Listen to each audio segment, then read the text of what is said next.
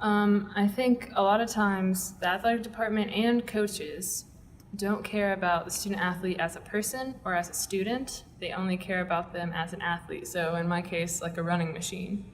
And so then they will tear this person down. They don't care if they miss classes, and they don't care if they miss study sessions or how their grades are. And they just care how they perform in their sport. And they'll just run them down and work them so hard to try to improve them as an athlete, not thinking about the other stress and other factors that could be affecting their life and their grades. In a student's quest for higher education, time is one of the biggest problems students face. Student athletes are just a few of the students who have to deal with struggles of time management. According to the NCAA for Division I universities, the average male basketball player spends 34 hours a week dedicated to sports and another 34 hours towards academic activities. With mounting pressures from the strenuous demands of sports, as well as the challenging academic curriculum, leads to stress for many athletes to find time to dedicate to both sports and academics. There's a lot going on, but we had a coaching change. They brought in somebody who I think is honestly horrible. They're very mean.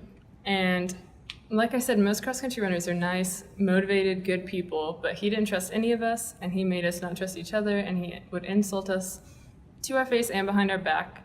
And we would have practice 5 a.m. every morning, and he didn't trust us to not go party and drink and like ruin our training, and he just thought we were horrible people, and that added a lot of stress and pressure to everything, and that was a big reason I decided to drop the team. Before we had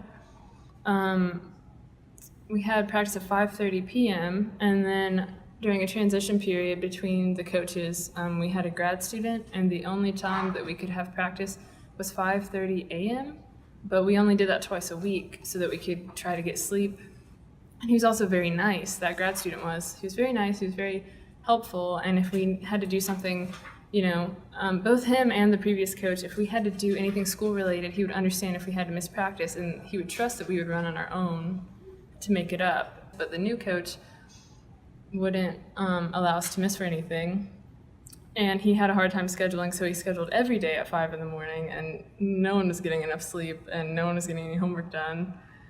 It was really difficult to adjust to. It's different. It's a job, but it's a fun job. You get to do the thing you love the most in life every single day. Sometimes it gets hard to balance it with school and being an athlete, but most of all, it is just an absolute blast. The coaches at Mercer are awesome. The players at Mercer are awesome. Mercer has the best weight and medical staff who just really helped us make the game that much better for ourselves. So playing football, you have to be up early in the morning. You have to get the proper rest to be able to perform in the classroom and on the field. And a lot of times you don't get that rest because you have professors that will just pile so much stuff on you and don't really care about your rest, even though, you're a student athlete and helping earn the money school and helping build the school a better reputation. Some professors just don't care and will not make any exceptions just because you are an athlete. One of the major things student athletes are sometimes forced to compromise due to the lack of time is their ability to invest in job experience, which will advance their future careers. Hopefully I graduate and get a job right out of college, but it's a little difficult and tricky because I don't have that much work experience because we don't have as much time to have jobs outside of practice and everything. So the ultimate goal would be to get a job, but if that doesn't work, grad school is going to be the backup plan. According to statistics from the NCAA, only 11% of Division I baseball players have a job. The NCAA also reports that about 40% of male and female athletes prefer to spend more time working jobs rather than playing sports. Most of the time and challenges associated with playing a sport leads to this activity being seen as a job for many students. The scheduling conflicts that many athletes deal with due to the overwhelming demands of sports and academics forces athletes to give up many other priorities, such as career opportunities. The social lives of many athletes is limited as well. Due to the intense demands of practices and games, many athletes usually only have time to associate with other fellow teammates. The demands of sports hinder sports players' time, which affects their social mobility.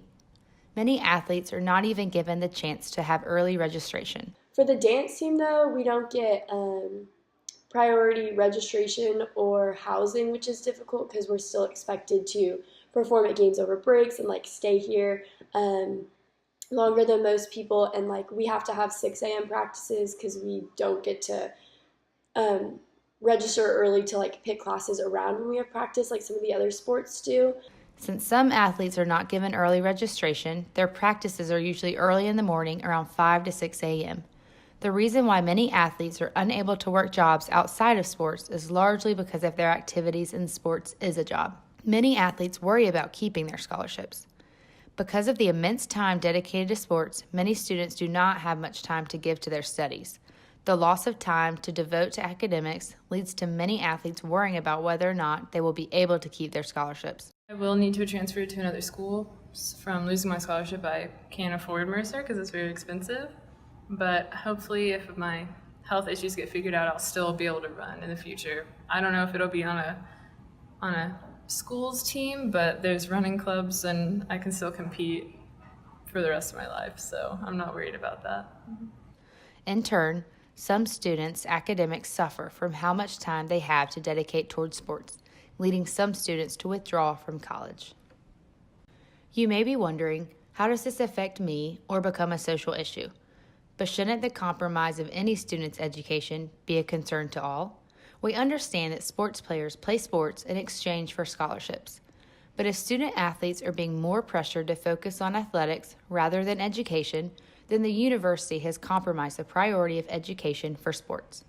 Universities are supposed to function as an opportunity for individuals to shape their future careers. But if student athletes are so overwhelmed with sports activities, then this idea of focusing on careers fails to be reality for some athletes. If universities prioritized education more than athletics, student athletes should be given the opportunity to focus more on their future careers and education rather than having to limit their time to sports.